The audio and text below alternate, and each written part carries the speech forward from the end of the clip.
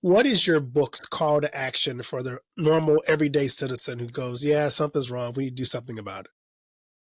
So, two things. One I mentioned before is non-binary thinking. So, challenge yourself when you hear there are only two options to think of a third. And some people say, like, oh, well, you're talking about like a third party candidate. I am not talking about a third party candidate. I'm talking about refusing to look for political solutions.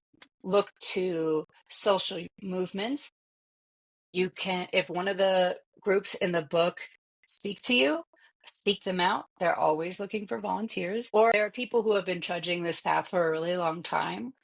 Kind of check in with them, remain teachable, and just sort of start having conversations about what does justice really look like? Come up with your own definitions of what justice look like. To me, it doesn't look like prison anymore. To me, safety doesn't look like calling the cops anymore.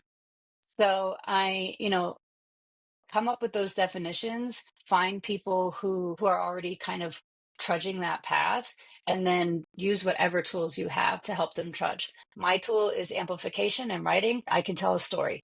I decided I want to be a writer in fourth grade. So my fourth grade teacher told my parents, like, I'm so sorry, she's not going to be a consultant. Like, she wants to be a writer. And so like that's what I can do. I can tell stories, I can amplify people's voices.